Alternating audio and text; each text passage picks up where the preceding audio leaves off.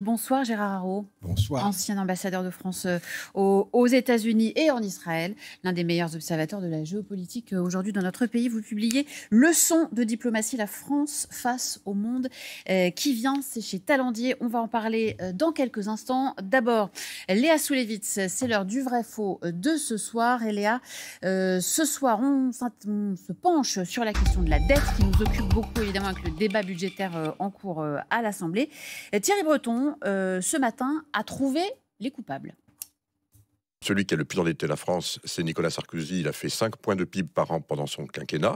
Ensuite, c'est François Mitterrand, 2,4 points de PIB par an. Sarkozy, François Mitterrand, tous les deux responsables de la situation budgétaire de la France d'aujourd'hui. C'est vrai ou c'est faux ? Alors, pour répondre à cette question, on va regarder l'évolution de la dette depuis la fin des années 70.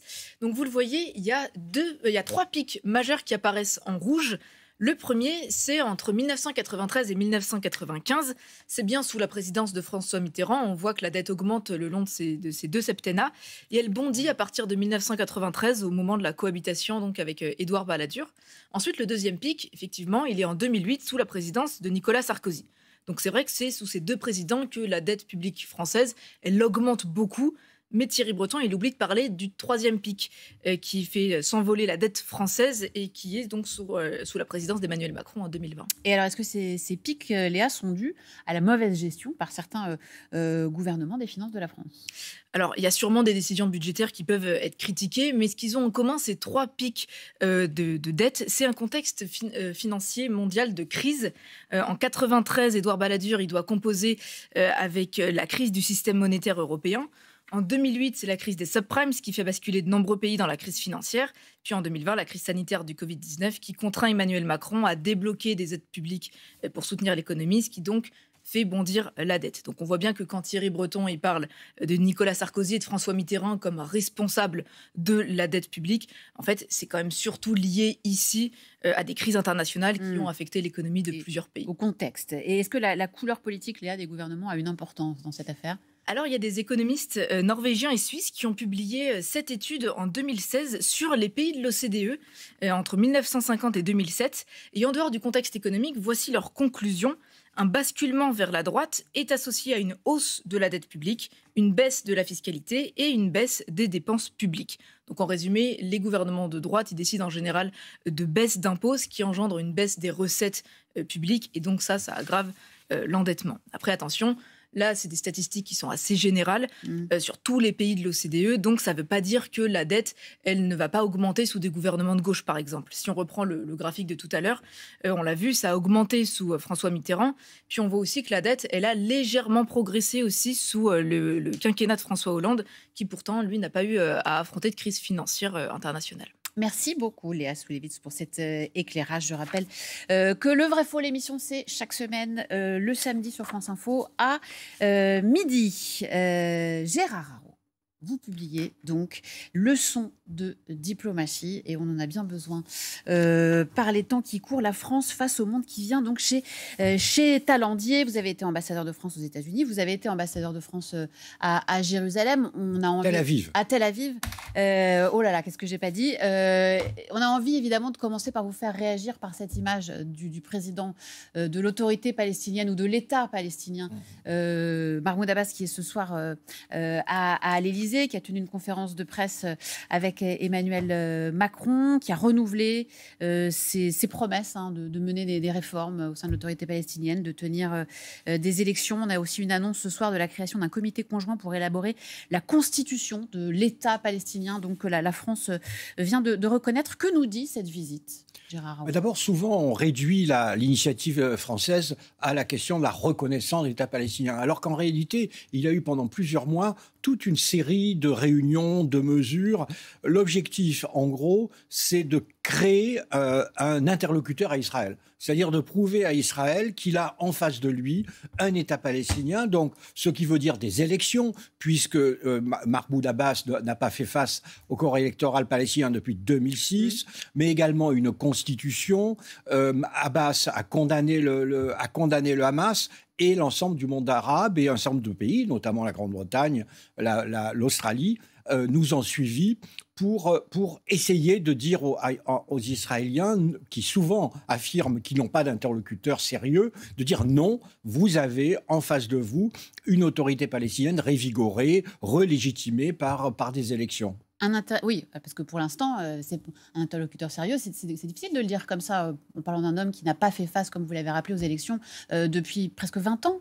Oui, et c'est pour ça qu'on a, je dirais pas arraché, mais en tout cas que Mahmoud Abbas a affirmé qu'il y aurait des élections en 2026. C'est une partie, au fond, ce que j'oserais dire, du sort de paquet cadeau, pour prouver, pour donner une légitimité à un interlocuteur face aux Israéliens. Et personne ne croit vraiment que Mahmoud Abbas soit capable d'organiser tout ça. Pour une première raison, c'est qu'il a 89 ans ou 90 ans. Pour une seconde raison, c'est qu'il est relativement discrédité, voire régime corrompu, et détesté par un certain nombre de personnes, et trop pro-israélien pour les autres, et trop pro-Hamas pour l'autre camp. Est-ce que ça veut dire que c'est quelque chose pour masquer la misère, ou est-ce que vous croyez vraiment qu'il pourrait y avoir des élections? Ça, c'est ma première question. Et ma seconde, c'est qui émerge dans ce monde-là? Qui peut être un leader qui ferait quand même ce qui est une tâche absolument gigantesque?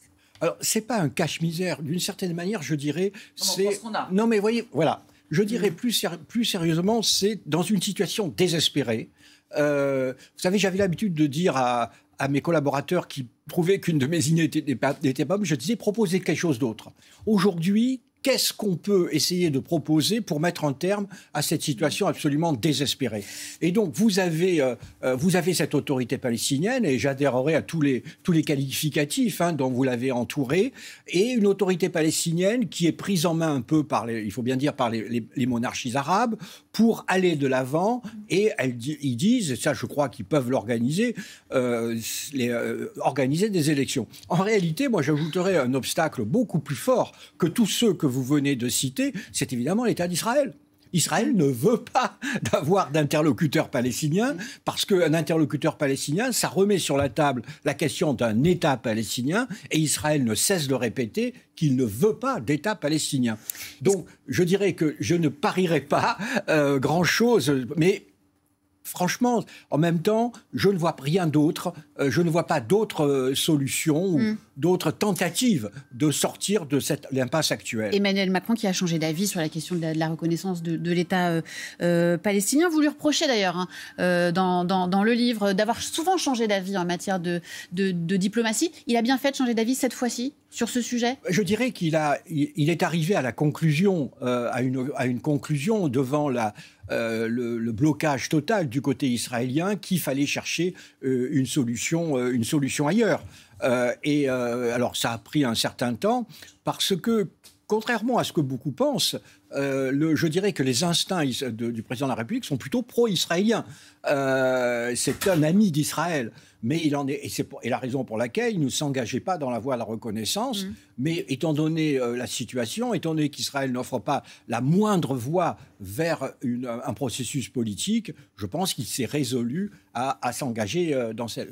Concernant l'Algérie, on a eu quelques oscillations aussi, quelques modifications de position. Je le sens remonter même à la campagne, c'est-à-dire avant même son élection où il s'était engagé en qualifiant de crime contre l'humanité la colonisation. Comment vous décririez l'état actuel des choses? C'est-à-dire, on est où? Ça fait 1 an, Boualem Sansal, et ça fait 1 an que les choses se dégradent, qu'on soit gentil ou méchant, ça ne change rien. On ne nous reprend pas nos OQTF, enfin les leurs en l'occurrence. Nous, on peut bloquer les visas, on peut faire tout ce qu'on veut. On n'obtient rien. Dans le livre, vous dites que les relations franco-algériennes sont chaotiques par nature. Par nature. D'abord parce que pour le régime algérien, il faut bien dire, la France, c'est le bouc émissaire qui est absolument parfait de leurs malheurs, de leurs difficultés. Et d'une certaine manière, ce régime algérien, sa légitimité, c'est la guerre contre la France. Est-ce que vous adhérez à l'expression rente mémorielle? Oui, tout à fait. Ils utilisent une rente mémorielle. Mais de notre côté, aujourd'hui, il est évident que lorsqu'on parle d'Algérie dans le débat politique français, on fait de la politique intérieure.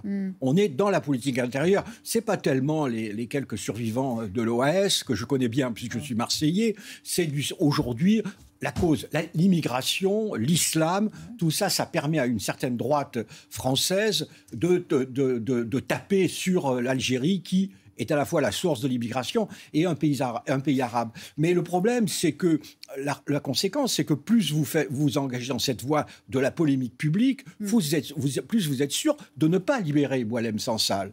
Moins on en fait, moins il se passerait. Enfin, plus on en fait, moins. Donc il faut se coucher. Je vais pas. Non, pas du tout. De droite. Pas du tout. Il ne faut pas se coucher. Non. Il faut négocier. Et quand vous négociez, vous ne le faites pas sur la place publique. Parce que ce que font tous ces gens qui disent il faut tordre le bras de l'Algérie, mais ça veut dire que non seulement l'Algérie devrait libérer Sansal, mais en plus l'Algérie devrait s'humilier, devrait montrer qu'elle cède face à la France. Alors là, je peux vous dire que jamais l'Algérie ne cédera face à la France. Donc il faut une négociation qui, pour fonctionner, doit être discrète. Et or, la discrétion, ce n'est pas la caractéristique de notre classe politique sur ce sujet aujourd'hui. Par contre, c'est plutôt celle des services de renseignement extérieur français. Et le patron de la DGSE disait hier qu'il y avait des signaux en faveur d'une reprise du dialogue. On verra ce que ça donne. Face à Donald Trump, Gérard Haraud, est-ce que Emmanuel Macron tient son cap? On dit souvent qu'il est l'un des rares chefs d'État européens, et peut-être même chef d'État tout court, à pouvoir lui parler, à avoir accès directement à lui. Avec quel bénéfice? Alors, c'est exact. Et c'est quoi? Et c'est, je dirais, un véritable exploit. Il a réussi depuis quasiment 2017, depuis le 14 juillet 2017, où il avait reçu le nouveau président américain. Il l'avait reçu pour le défilé du 14 juillet. Il a réussi à conserver une relation avec Donald Trump. Et je pense qu'il est un des seuls chefs d'État à l'avoir fait. Moi, quand j'étais ambassadeur à Washington, il était au téléphone avec Donald Trump au moins une fois par semaine. Il y a une relation. Cela étant, et le président de la République en est parfaitement conscient, et il me l'a dit à plusieurs reprises, personne n'a d'influence sur Donald Trump. Donald Trump, vraiment, se moque éperdument de la vie des autres, éperdument des alliés ou pas des alliés. Pourquoi il le prend au téléphone, alors? Parce que justement, il a cette relation avec Emmanuel Macron. Vous savez, le personnage est quand même curieux, Donald Trump. Et un jour, il a dit, j'étais là, il a dit au président de la République, il a dit, vous savez, tu sais pourquoi, Emmanuel, je t'aime beaucoup? Parce que tu es un gagnant. Vous voyez, donc on en est quasiment là. Un moment après un entretien qui vraiment n'avait pas beaucoup de sens, j'avais demandé au président de la République, mais qu'est-ce que vous en tirez? Et il m'avait répondu, mais il n'y a rien à en tirer, mais c'est l'homme le plus puissant au monde. Voilà, Donald Trump est l'homme le plus puissant au monde, et donc le président de la République est évidemment vraiment contraint d'essayer de garder un fil direct avec lui. Vous commencez le livre en disant que vous avez été un diplomate des jours heureux. 89, la chute du bloc soviétique, cette époque où les États-Unis d'Amérique et leurs alliés, donc nous, dominions d'une certaine manière le monde. Où en est aujourd'hui la relation franco-américaine ? Elle est à peu près comme la relation germano-américaine, britanno-américaine ou canado-américaine. C'est-à-dire que nous avons en face de nous un nationaliste absolu qui utilise la force sans aucun scrupule. Et alors, cela étant, vous pouvez dire, c'est les relations internationales normales. Alors lui, il le fait sans même la feuille de vigne habituelle de l'amitié de Lafayette et de l'amitié franco-américaine. Mais de surcroît, c'est un interlocuteur qui est totalement imprévisible. C'est-à-dire que l'engagement qu'il prend le lundi, il peut tout à fait le renier le mardi matin. Donc la France, et comme les autres pays, doit faire face à ce personnage assez étrange et assez déstabilisant des relations internationales. Concernant les relations qu'on peut avoir avec l'Ukraine et la volonté de l'Europe, qui a été manifeste quand même d'aider l'Ukraine, est-ce que vous considérez qu'on a assisté à un embryon de début de quelque chose qui relève de l'Europe et de la capacité à peser, ou est-ce que vous êtes aussi nostalgique du temps heureux où vous avez commencé en vous disant même ça on le voit pas? Et en gros, est-ce que vous considérez qu'on est dans une incertitude sur tous les fronts? Oui, je pense que le monde tel que nous l'avons vécu, qui a été le monde de ma carrière, en gros, ça a été un monde largement dominé par l'Occident. On avait gagné la guerre froide, la paix. La violence reculait régulièrement. Il y avait de moins en moins. Mais nous dominions le monde et c'est fini. C'est fini parce que les rapports de force ont changé en faveur de la Chine, la Russie est de retour, etc. Ça a changé parce que le gendarme américain est fatigué et rentre chez lui. Et donc, on a un nouveau monde qui apparaît. Alors, le fameux multilatéralisme dont on a beaucoup parlé.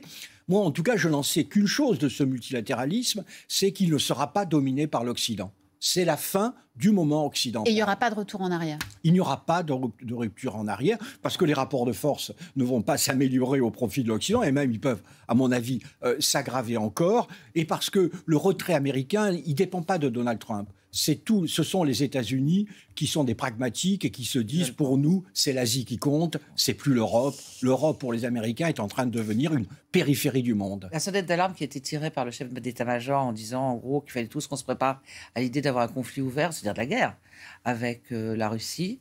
C'est quelque chose où vous vous êtes dit, c'est du ciné, pour essayer de... Où vous voyez, à ce point-là, les jours malheureux, qu'il faut se préparer à des formes de conflits qui, logiquement, n'auraient plus dû exister. Alors, moi, d'abord, je rappelle que nous revenons à une époque que nous avions oubliée, l'époque de la géopolitique traditionnelle, où l'on disait, vous vous rappelez, on le disait à l'époque, on le disait en latin, si tu veux la paix, prépare la guerre. Civis pacem parabellum. Voilà.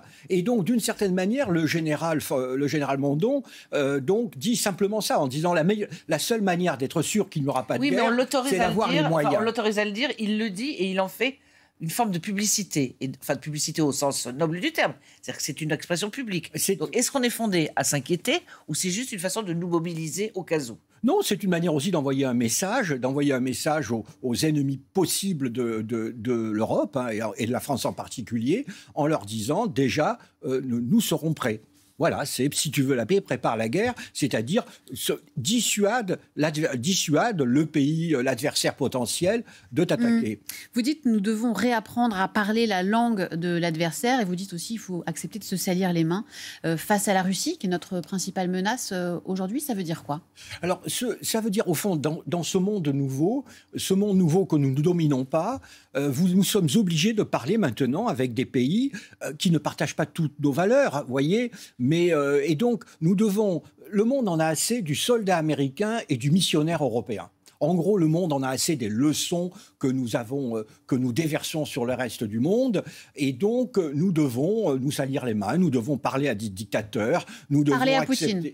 Ça n'a pas donné grand-chose. Tout le monde est tombé sur Emmanuel Macron en disant qu'il avait parlé en vain. Mais à parler... Poutine, évidemment. Mais vous dites que Trump est imprévisible. Vous considérez que Poutine l'est également ? Ah non, il est prévisible, Poutine.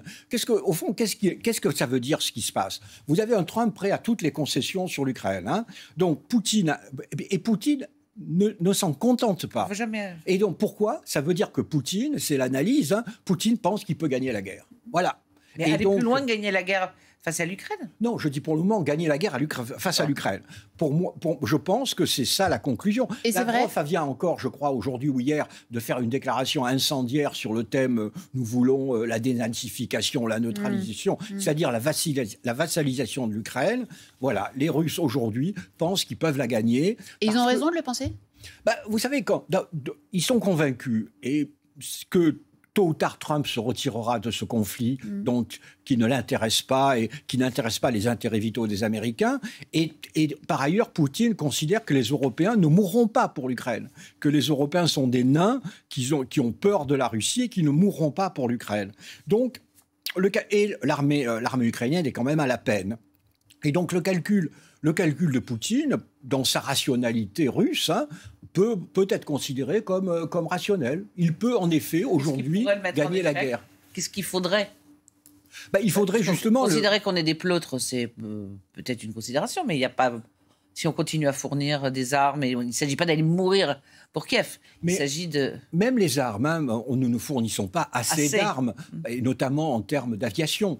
Vous voyez bien que la domination du ciel ukrainien a des conséquences de plus en plus dures pour l'Ukraine, notamment en termes d'énergie à la veille de l'hiver.